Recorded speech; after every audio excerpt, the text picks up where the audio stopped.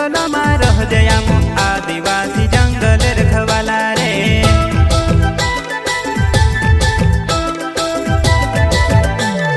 चल जंगल जमीन काजे पूजे रे आदिवासी दुनिया ने रखवाला रे।